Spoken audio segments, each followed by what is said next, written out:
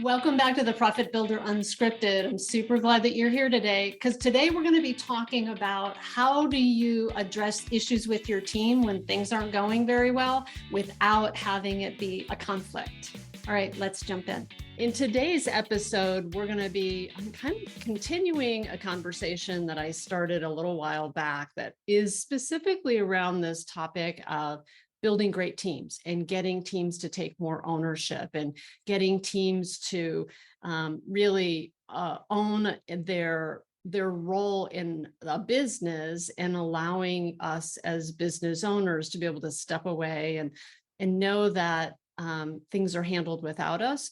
But more importantly, the thing that I know about growing a business is that our ability to be able to grow our business is directly related to our ability to be able to grow our teams and our ability to be able to have our teams take on more ownership and to be accountable for a result in our business, as opposed to what oftentimes happens. And I've been accused of this myself, that we treat them like helpers.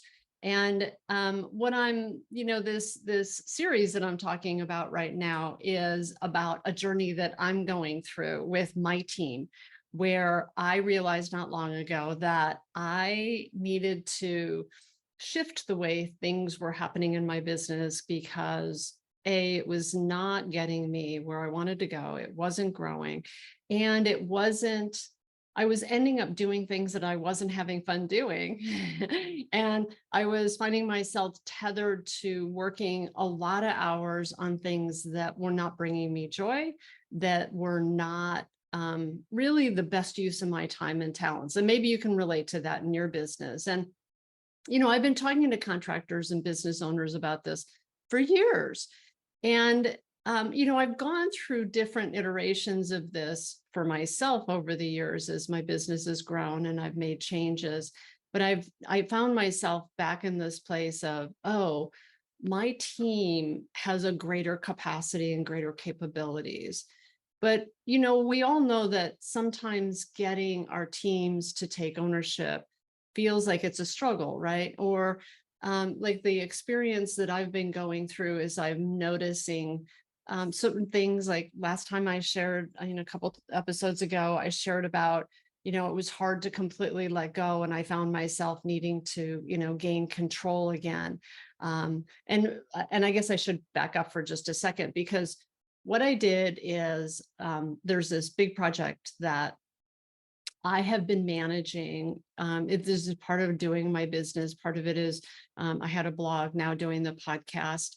And it was a project that was consuming a lot of my time.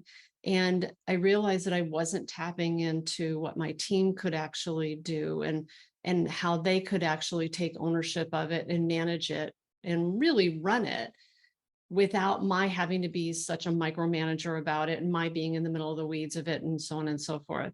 And what I realized is that there's multiple steps to doing this, right? I first had to make the request, which I did. I asked them if they were willing to do that, and they agreed. And then I've noticed over these last several weeks, as we're embarking on starting this podcast, and having them take on the different parts, and my saying, hey, this is yours, that there were things that were missing in our plan, that I was not completely giving up micromanaging it, that I was still doing some of that I was not giving my team all the information they needed to be able to be successful in what they were doing. And what it reminded, and it's been such a great opportunity to reflect on how I talk to contractors about how to build great teams, and noticing how some of the things that I tell people to do, I have not been doing myself, and noticing where the struggles are and the challenges are.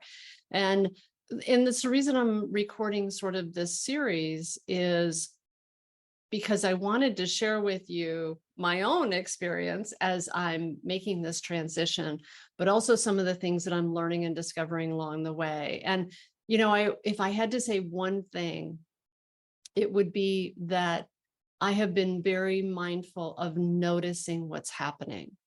That that whole ability to be able to observe when there's a breakdown, but then be able to stand back from it and not just be irritated by it or like go, oh, like I'll take it back, but to be able to stand back from it and look at it, which is what I've been doing, and go, all right, like what's missing, like what's working, what's not working, what needs to be different, and trusting that I know that my team absolutely has a commitment to doing a good job, that they care about what they do, that they want to be successful, that they want to take the next hill. Like I believe that about every one of them. And that their behavior, in my perception, hasn't always shown up that way. But it's given me the opportunity to reflect on it and ask the question, all right, like what was missing? Like what was missing at the front end that caused that breakdown at the back end? And, it's sort of no different than a construction project, right? Like, and I've really been thinking a lot about this in this last couple of weeks too, about how when we don't have a really good plan at the front end, that it can cause breakdowns at the back end.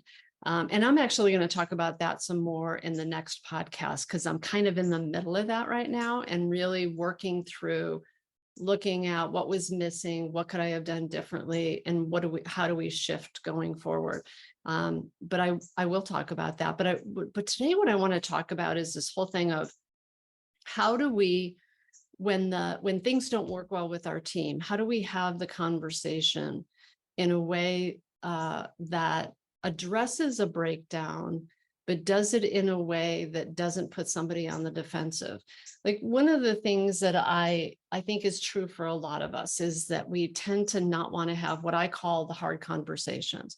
Like when something is going wrong, sometimes what I notice is that we'll wait and we'll wait and we'll wait to address it.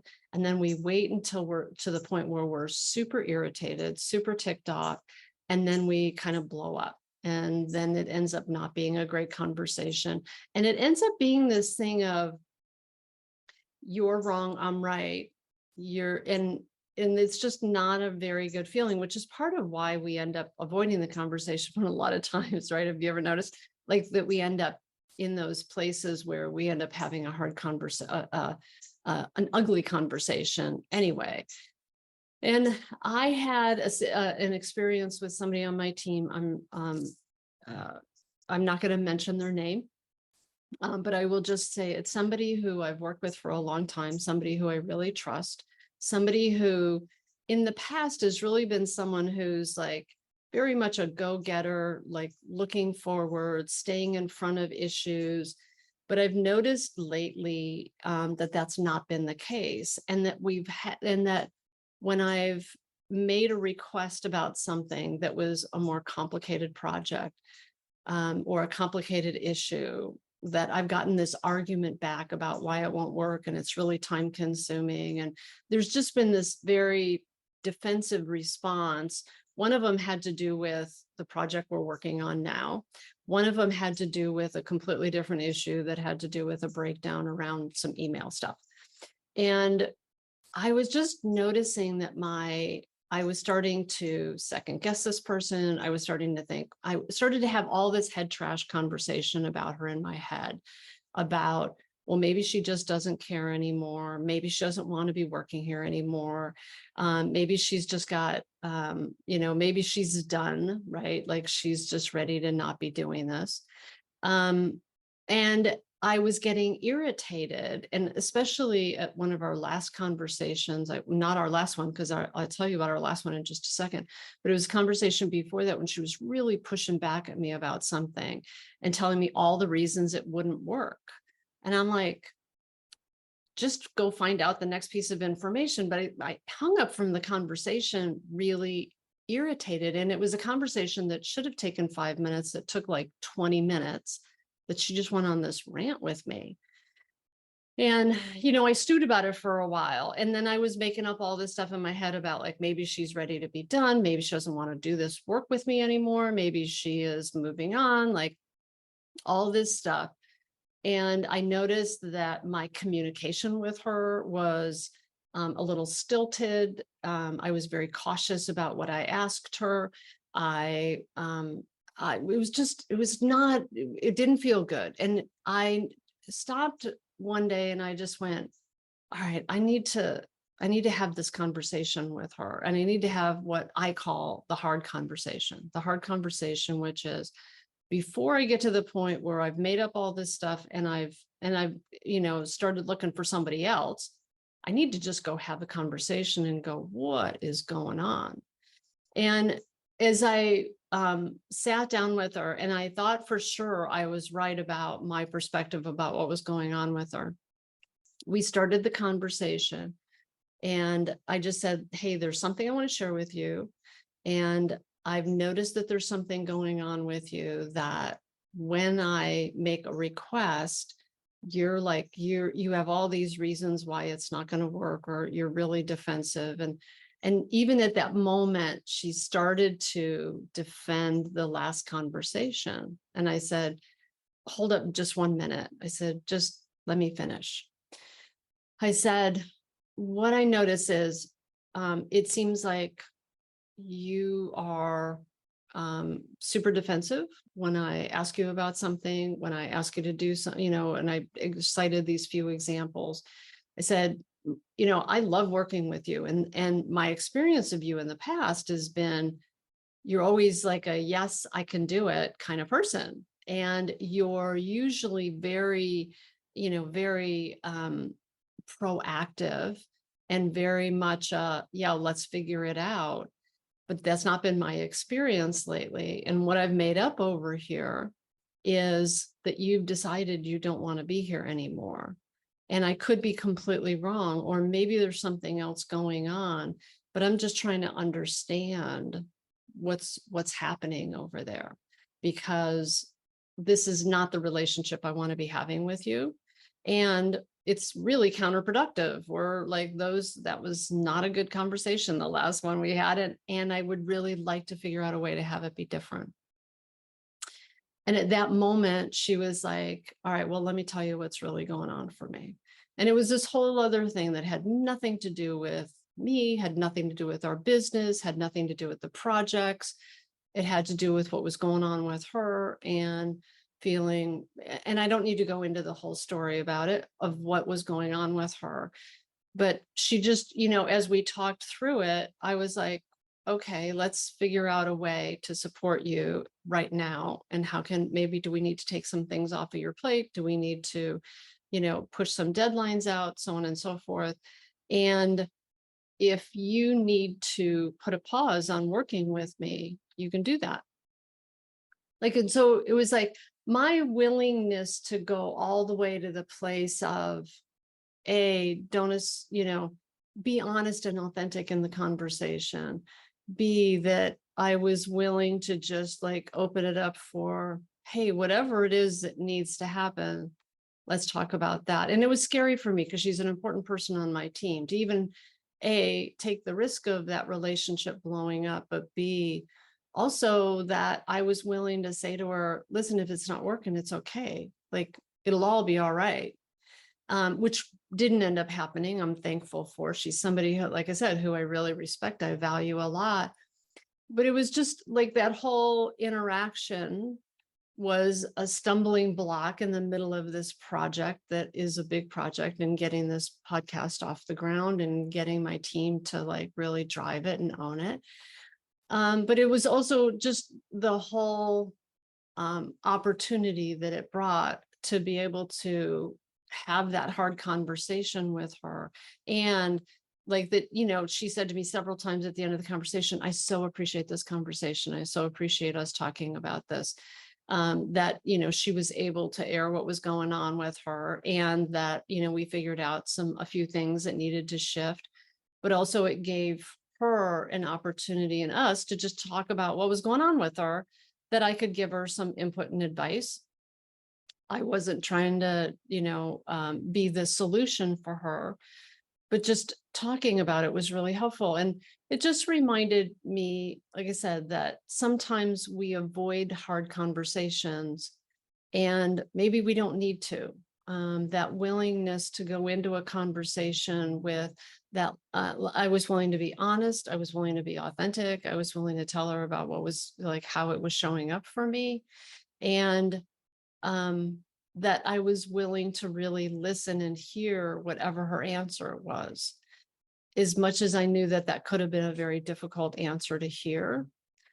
Having, and sometimes I think that when we're willing to have those conversations, it builds deeper relationships with people, right? I think that it built more trust in her relationship with me. I think that it built more allegiance to working with me because I cared enough about her to have the conversation. And that my whole orientation about it was, what's going to be best for you? I'm willing to support you in whatever's working, whatever's going to be best for you. And also being clear about what I needed, right? In terms of her and her support in that role. But that also, being willing to have some flexibility about it right this minute because of stuff that she's got going on. So I wanted to share this piece of it because I think it's hard managing people. And I think it's hard having those conversations when we perceive that there's going to be a conflict, and that leaning into it and being willing to just start with, here's what's going on for me. And this is actually something, this expression, here's what I'm making up between my two ears. Here's what I'm making up over here. What I love about that term, and I will tell you, I didn't make it up. I got it from Brene Brown. I think she's brilliant. What I love about that term is it allows me to keep my ownership and responsibility for that part of my experience over here, and for me to take responsibility for it, and to not assume that it's actually true. And what I find is that ability to be able to have those hard conversations are so much easier when I am willing to take full responsibility for my own experience and not lob it over there and make it about somebody else. Because what I find is that it just creates that opening, which thankfully that's exactly what it did with her. Just create an opening for a different kind of conversation, and a better conversation, and one that allowed us to work through something to get to the other side of it. So I'm going to keep sharing about my my experience and my journey of making this transition with my team, of having them take more ownership, and my getting out of the weeds of micromanagement, and how I'm navigating that process and what I'm learning along the way. Because I think that it's what we all struggle with as business owners, as we're trying to grow our businesses and grow our teams. And make sure to check out down below. There's some other links and resources to things that you might find helpful, of offers that I have or things that I do. And we'll look forward to seeing you next time. Thanks for being here today.